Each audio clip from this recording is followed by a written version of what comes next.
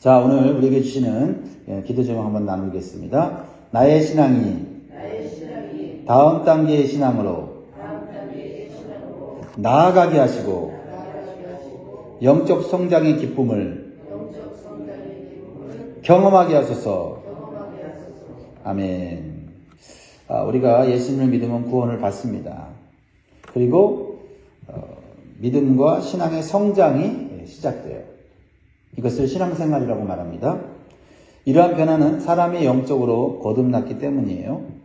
사람이 태어날 때 어린아기로 태어나듯이 영적으로 거듭날 때도 어린아이로 태어나게 됩니다.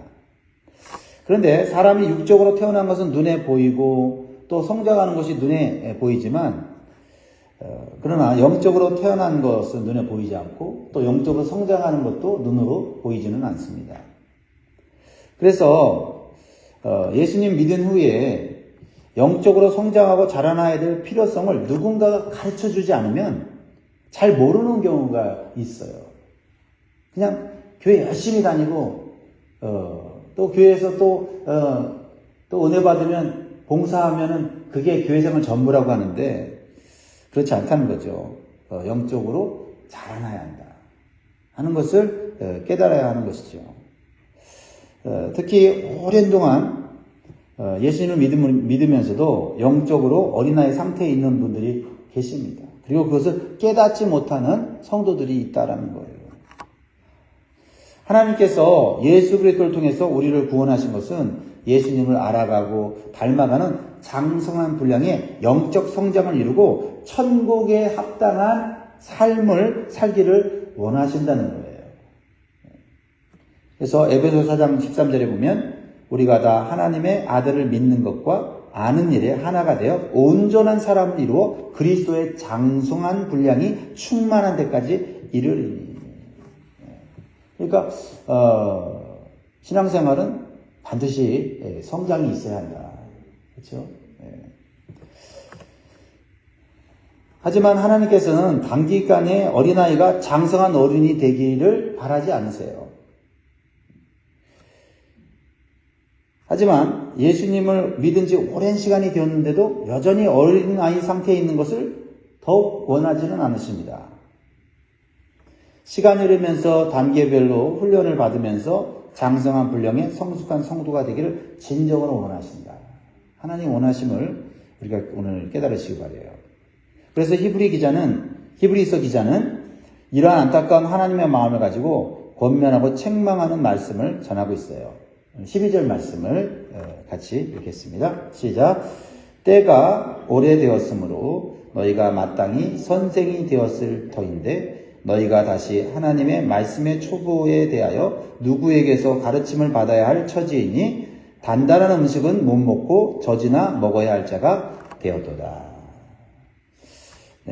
히브리서 기자가 이 성경을 쓰던 시절에 기독교인들, 특별히 유대교에서 기독교로 개종한 유대인 그리스도인들에게 안타깝게 전하는 권면이면서 책망이에요. 우리는 이 말씀을 오늘 우리에게 적용하기 위해서 신앙 성장과 성숙의 3단계를 배워보면 좋겠습니다. 첫 번째는 젖을 먹는 어린아이 단계, 두 번째는 단단한 식물을 먹는 성장하는 단계, 세 번째는 다른 사람을 가르치는 장성한 단계입니다. 세 단계는 나눴지만 사실 신앙 성장에는 굉장히 그 성장의 단계가 좀 많이 있습니다. 그냥 크게는 그렇다는 거예요. 한번 우리가 각자 지금 어느 단계에 있는지 한번 생각해 보시기 바랍니다. 첫 번째는 젖을 먹는 어린아이 단계에서 벗어나야 됩니다. 이거는 누구나에게 해당돼요. 젖을 먹는 어린아이 단계에서 벗어나야 된다. 그래야 성장이 시작하는 거죠. 13절에 보면, 오늘 보면 13절, 이는 젖을 먹는 자마다 어린아이니 의의 말씀을 경험하지 못한 자요 라고 말씀하고 있어요. 젖과 의의 말씀을 지금 비교하고 있어요. 젖을 먹는 수준의 어린아이 신앙은 하나님 말씀의 초보에 머물러 있는 사람이에요. 쉽게 말하면 예수님 믿으면 구원받아. 예수 믿는 사람이라면 누구나 아는 거죠. 예수 믿으면 천국 간다. 예수님이 나의 죄를 용서해 주시려고 십자가에 죽으셨다. 예수님 믿으면 복을 받는다. 나는 세례교인이야. 이런 정도만 알고 신앙생활을 하는 사람이에요. 그 이상은 잘 모르고 또 관심도 없는 경우도 있다 이 말이죠. 그래서 이 어린아이 신앙당에는 자기 스스로 하는 일이 거의 없어요. 누군가가 도와주거나 자극을 주어야만 그때 움직이는 겁니다. 기도하면 하나님이 응답하신다는 것을 배워서 알고 있어요. 그런데 기도하는 시간이 거의 없습니다. 주일 예배를 참석해야 한다는 것이 교인의 의무 정도로만 알고 있어요. 그러나 그 분명한 이유와 목적은 잘 알지 못해요. 단지 어떤 느낌이 굉장히 그 삶을 지배하는데 주일 예배 안 나가면 왠지 찜찜하다고 느껴져요. 그러나 주일 예배 나가고 나면 교인의 의무를 다 한 것 같이 뿌듯한 거예요. 일주일 하나님이 보살펴 주겠구나. 다른 사람들이 봉사하는 걸 보면 감동이 되기는 하지만은 자기 자신이 봉사하는 것은 부담이 되고 아직은 때가 아니라고 생각을 합니다. 젖을 먹는 어린아이의 신앙이죠. 무엇보다도 하나님의 말씀의 맛을 잘 모르는 사람이에요. 아주 초보적인 하나님 말씀, 상식적인 하나님 말씀은 이해를 하지만 그 말씀을 깊이 해석을 하면 그 말씀의 뜻을 이해하지 못할 뿐만 아니라 그것을 먹기가 너무너무 힘들어해서 거부하는 거죠. 그래서 다시 히브리서 5장 13절에 보면 이는 젖을 먹는 자마다 어린아이니 의의 말씀을 경험하지 못했다라고 했어요. 의의 말씀. 의의 말씀은 어떤 말씀입니까? 의의 말씀은 여러 가지 의미가 있지만은 의의 말씀은 하나님의 뜻에 순종하라는 말씀이에요. 그러니까 사실 젖을 먹는 어린아이 신앙은 내가 위로받고 내가 잘 되기 위해서 교회에 나오는 거지 하나님의 뜻을 이루기 위해서 하나님의 뜻을 따르기 위해서 오는 건 아니거든요. 왜냐하면 하나님의 뜻을 따르면 때로는 포기해야 될 게 되게 많아요. 그러니까 그 단계까지 가려면 신앙이 자라야 되는 거죠. 일단은 내가 잘 되고 그렇죠? 내가 복받고 하는 것에 관심이 있는 거죠. 그러니까 하나님 말씀을 듣지만 그 말씀을 생활에 적용하면서 살아가는 것은 아직 배우지 못한 사람이라고 할 수 있어요. 하나님을 좋아해요. 하지만 자신이 직접 하나님의 말씀을 먹고 순종하여 실천하는 것은 나 자신과는 먼 이야기라고 생각합니다. 그래서 다른 성도들이 받은 은혜와 간증을 듣기만 하고 나에게도 그런 일이 일어나면 좋겠다 하면서도 여전히 말씀보다는 육신의 필요를 따라서 살아가는 사람들이죠. 그렇습니다. 의의 말씀이라는 것은 옳고 그른 것을 분별해 주는 말씀, 하나님 자녀로서 해야 될 것과 하지 말아야 될 것을 알려주는 말씀이에요. 그러니까 말씀이 우리의 삶의 기준이 되어야 되는데 아직 말씀이 삶의 기준이 되지 않은 성도가 젖먹이 신앙이라고 볼 수가 있어요. 그러니까 우리 젖먹이 어린아이를 보면 우리가 상상할 수 있죠. 젖먹이 신자는 자신이 먹고 싶은 것만 먹고 자신이 하고 싶은 것만 하는 자기 중심에 따른 신앙생활을 하는 거예요. 그러니까 주일이면 그래도 교회를 다니는데 일상생활은 여전히 세상의 방식을 따라 사는 거예요. 그러니까 세상 사람들과 구별이 거의 안 되는 비슷하게 살아가는 거예요. 그러니까 다른 점이 있다면 교회에 나간다는 것. 그리고 때때로 교회 가서 은혜의 말씀을 듣고 마음에 감동을 받는다는 것. 그리고 위로를 받는다는 것. 그런 것이죠. 또 문제가 생기면 기도를 해야 되는구나 하는 것을 생각하지만은 그러나 기도의 자리에는 나올 수 있을 만큼의 믿음이나 결단이 없는 사람이죠. 그래서 끊임없이 누군가가 돌보아 줘야 하는 의존적인 상태가 젖먹이 수준의 신앙인 거예요. 만약 우리 중에 이런 젖먹이 수준의 자리에 있다면 우리는 이 젖먹이 수준의 신앙에서 반드시 벗어나야 돼요. 이것은 벗어나야 될 거예요. 이건 성장의 어떤 기초라고 볼 수 있죠. 하나님께서 원하시는 다음 단계의 신앙으로 자라나야 합니다. 왜냐하면 영적으로 자라나서 그만큼 영적으로 누리는 하나님의 은혜와 축복이 점점 커지기 때문이에요. 할렐루야. 그러니까 한번 성장을 맛보면 더 성장하고자 하는 목마름이 있어요. 왜요? 성장하면 어느 정도 또 시간이 흐르면은 어떤 좀 이 기쁨이 좀 약해지거든요. 그러면 사실 성장해야 되는 징조예요. 그래서 성장하면 또 기쁨이 오고. 그러니까 어느 정도 성장하고 멈춰버리면 사실 매너리즘에 형식주의에 빠지게 돼 있어요. 또 내가 성장해야 될 때가 됐구나 하는 생각을 가져야 되는 거죠. 그래서 두 번째의 단계는 단단한 식물을 먹는 장성한 단계로 자라나야 한다. 단단한 식물을 기억하세요. 단단한 식물은 무엇인가? 오늘 히브리서 5장 14절 같이 읽습니다. 시작. 단단한 음식은 장성한 자의 것이니 그들은 지각을 사용함으로 연단을 받아 선악을 분별하는 자들입니다. 네, 단단한 음식은 어린아이가 이제 젖을 떼고 좀 더 건강한 몸 그리고 스스로 활동할 수 있게 해주는 에너지를 주는 음식을 말하는 거죠. 자, 그러면 단단한 음식이라는 건 뭐냐? 단단한 음식이라는 것은 의의 말씀을 경험하는 사람이에요. 의의 말씀을 경험하는 사람. 의의 말씀이라고 하는 것은 아까 말한 대로 하나님의 뜻을 따르는 그런 말씀들을 말하죠. 하나님 말씀의 뜻을 따를 때 때로는 내가 좀 육신적으로 피곤해지고 또 손해도 보고 또 희생도 해야 될 때가 있어요. 그런 의의 말씀. 그 의의 말씀 우리가 순종하면 그 과정 속에서는 좀 힘들고 어렵지만 그 결과는 정말 젖먹이 수준에서 느끼는 그 단순한 종교적인 위로, 마음의 어떤 그 평안, 이것과는 비교가 안 되는 엄청난 기쁨과 영적인 그러한 가치를 느끼게 되는 거예요. 그래서 하나님 말씀을 두려워할 줄도 알고 또 하나님 말씀을 즐거워할 줄도 아는 사람이죠. 그리고 하나님 말씀을 삶 속에 실천하기 위해서는 영적 싸움이 있다고 하는 것을 아는 사람이 바로 단단한 음식을 먹는 사람입니다. 무엇보다도 의의 말씀을 경험하게 되면은 예수 그리스도의 고난과 희생을 깊이 깨닫게 돼요. 그래서 예수님을 위해 살아가려고 힘써요. 예수님께서 나를 위해서 십자가에 죽으시고 내 죄를 용서하셨구나.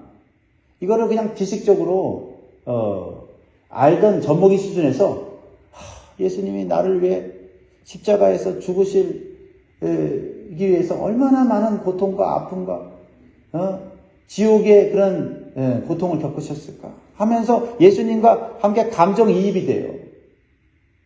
그리고 나 같은 죄인을 위해서 예수님이 죽었다고 하는 게 너무나도 기가 막히고 참 예수님의 사랑과 하나님의 사랑을 날마다 감사할 수밖에 없게 되게 되거든요.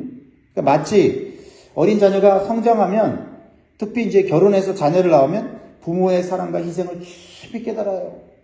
그렇죠? 그러면서 부모를 이전보다 더욱 사랑하게 되고 그리워하게 되고 부모를 더 잘 섬기고자 하는 마음을 갖게 되는 것 같아요. 이것이 의의 말씀을 경험한 사람의 그런 모습이라는 거죠. 그러니까 의의 말씀을 경험하게 되면 나 중심의 신앙에서 하나님 중심의 신앙으로 바뀌는 단계다.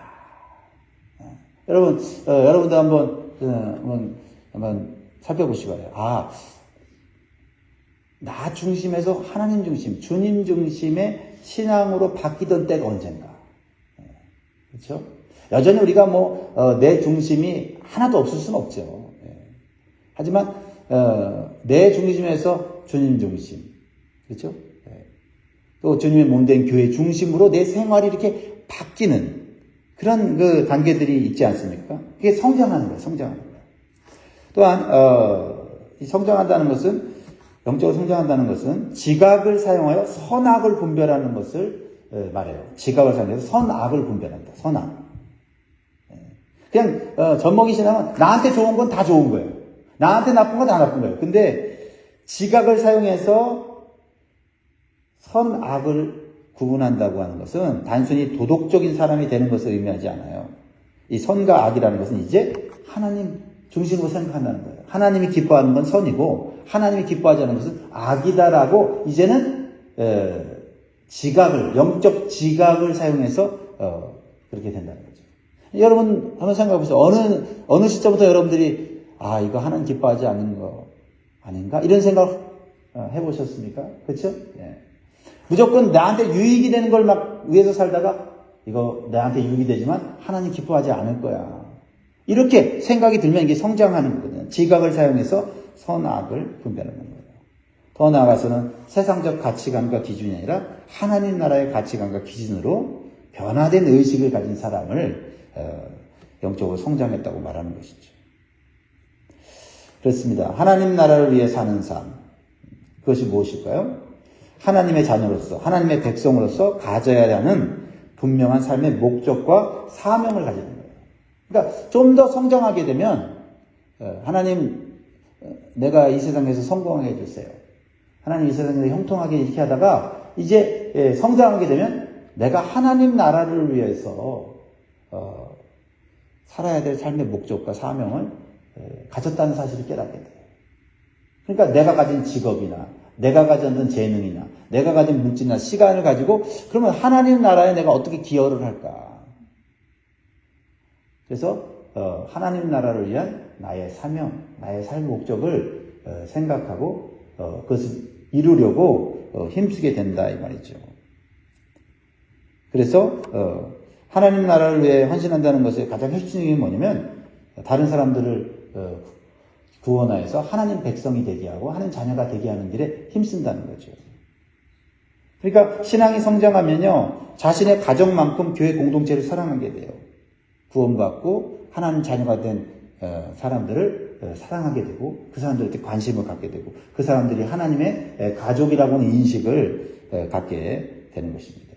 그러니까 신앙의 성장에 있어서 중요한 것은 내가 구원받은 것이 나만 구원받으라고 한 것이 아니라 다른 사람도 구원하라고 먼저 구원해 주셨지라는 생각이 들면 영적 성장이 이루어지는 것이고 그리고 그런 생각만이 아니라 실질적으로 삶 속에서 사람을 바라볼 때 저 사람 예수 믿는 사람인가? 아닌가? 이렇게 자꾸 이렇게 그 관점을 보게 돼요. 그래서 예수 안 믿는 사람이면 불쌍히 여기게 되고 그 사람에게 하나님의 사랑을 알게 해주고 복음을 알게 해줘서 예수님 믿도록 말로 전하고 또 말로 전하기 어려운 상황이면 또 사랑으로 섬김으로 대접해주고 그 사람을 하나님께로 예수님께로 인도하는 거죠.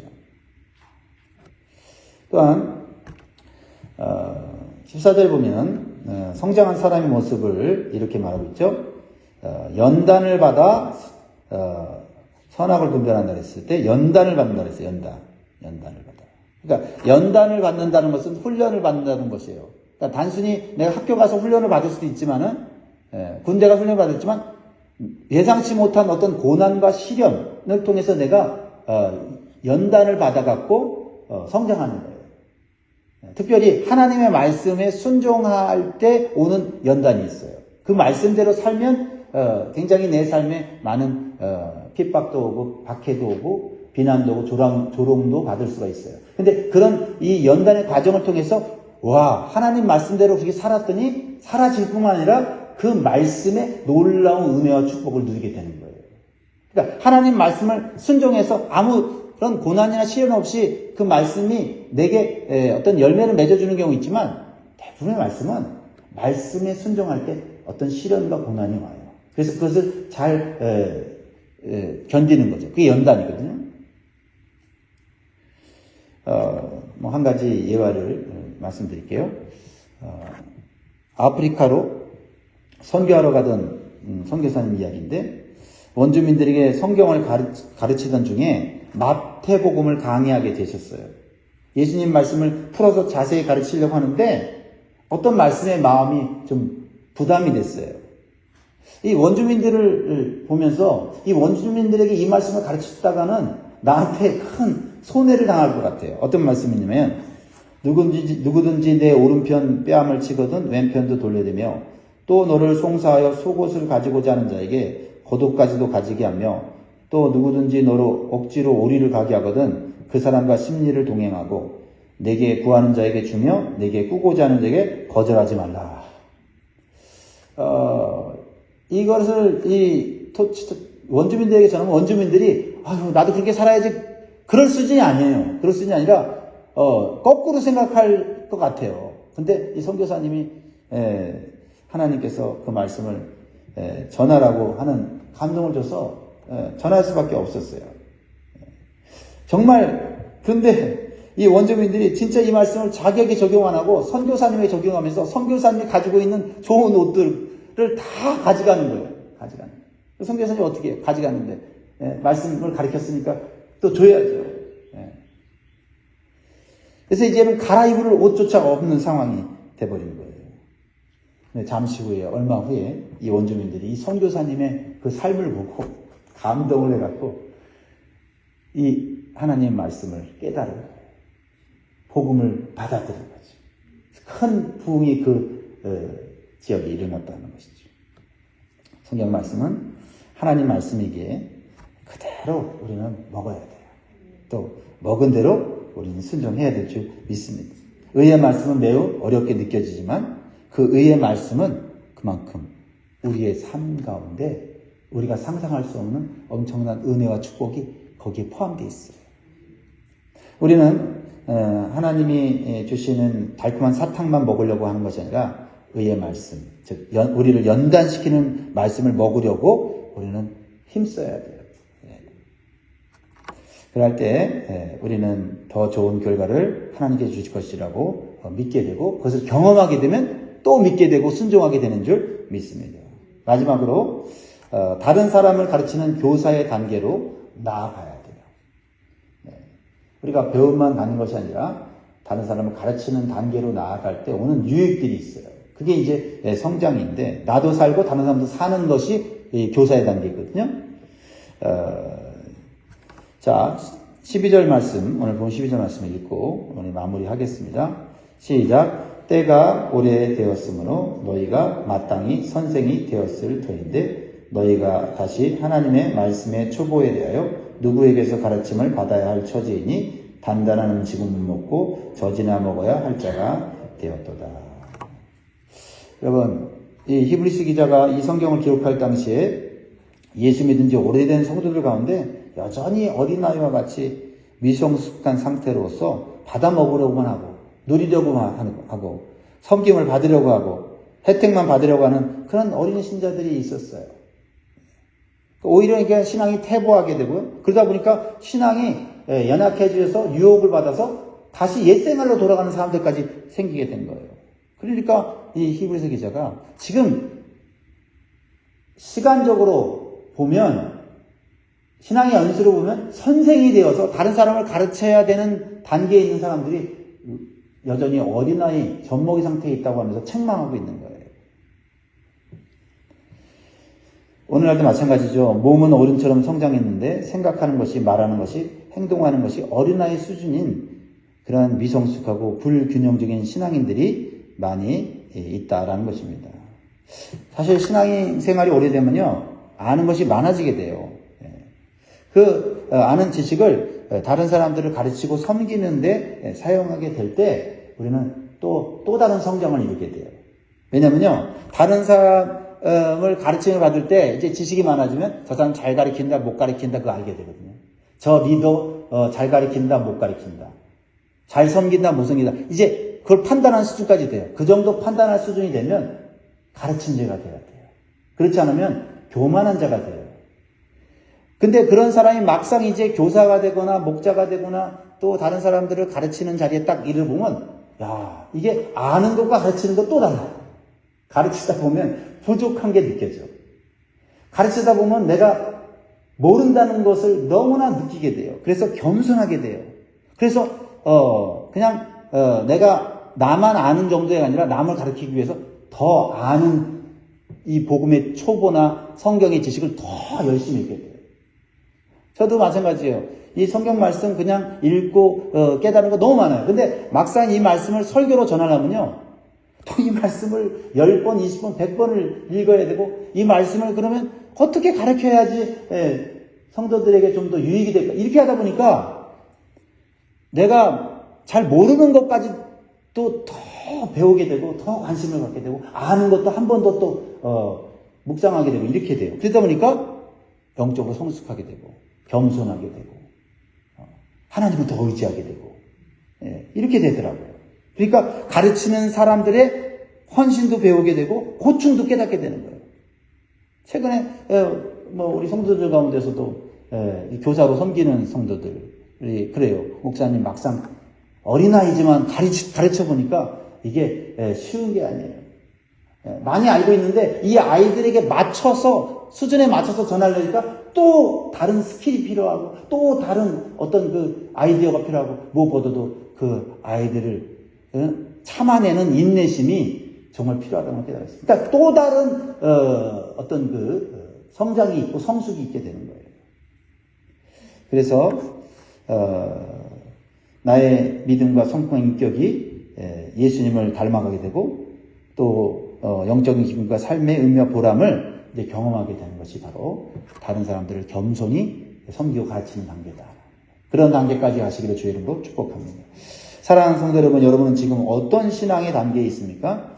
그 단계가 지금 하나님이 기뻐하시는 단계입니까? 여러분 그 자리에서 만족하지 마시고 한 단계 더 성장하도록 힘써야 됩니다. 도전하셔야 돼요. 그럴 때 하나님께서 주시는 더 풍성하고 넘치는 축복이 있게 될 줄 믿습니다. 기도하겠습니다.